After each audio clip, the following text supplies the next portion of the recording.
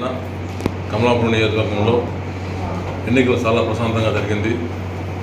ప్రజలందరూ కూడా మాకు బాగా సహకరించారు. మా సీఏ గారు, ఎస్ఐలు అందరూ కూడా కష్టపడి పనిచేశారు. మా ఎస్పీ గారి ఆదేశాల మేరకు, కలెక్టర్ గారి ఆదేశాల మేరకు మేము బాగా కష్టపడి పనిచేశాము. ఎన్నికలు కూడా చాలా ప్రశాంతంగా జరిగాయి. అయితే మనకు ఈ నెల 4వ తేదీన నెక్స్ట్ మంత్ 4వ తేదీన మనకు ఎన్నికల ఫలితాలు వస్తాయి. ఈ సందర్భంగా ఏం చెప్తాను అంటే, మన ఎలక్షన్ కమిషన్ చాలా స్ట్రిక్ట్గా ఉంది.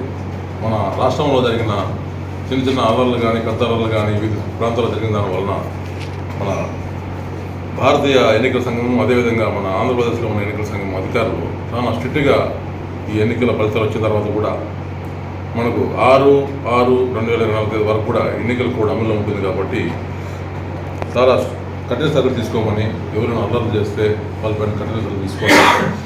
కఠినమైన చట్టాలు ఉపయోగించి నాన్ బెయిలబుల్ సెక్షన్ పెట్టి అరెస్ట్ చేస్తామని హెచ్చరిస్తున్నాం. ఎవరైనా అల్లర్లు చేస్తే మాకు ఎలాంటి తారతమ్యం లేదు. మేము భారత ఎన్నికల సంఘం యొక్క ఆధ్వర్యంలో పనిచేస్తున్నాము.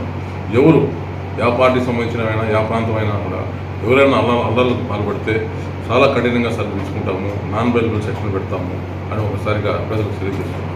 ప్రజలందరూ కూడా ఎన్నికల ఫలితాలు వచ్చిన తర్వాత ప్రశాంత వాతావరణంలో ఉండాలని కోరుకుంటున్నాము.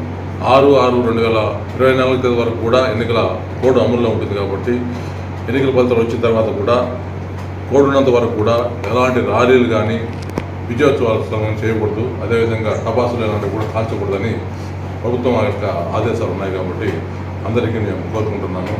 ఎన్నికల ఫలితాల వరకు వచ్చేంత వరకు కూడా మేము ఇక్కడ మన కమలాపురం నియోజకవర్గంలో ఉన్న డబుల్ మాంగర్స్ లాంటి వారిని పిలిపించి ఎలాంటి ఘర్షణలు పడినా కఠినంగా చర్యలు తీసుకుంటామని వాళ్ళకి కౌన్సిలింగ్ కూడా ఇస్తున్నాము.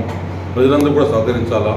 ఎక్కడ గుంపులుగా ఉండకూడదు. 144 సెక్షన్ కూడా అమల్లో ఉంది కౌంటింగ్ అయ్యేంత వరకు కూడా. కాబట్టి అందరూ కూడా సహకరించి మన కమలాపురంలో ప్రశాంతమైన వాతావరణం నిలబడాలని అందరూ సహకరించాలని కోరుకుంటూ అందరికీ తెలియజేస్తాం.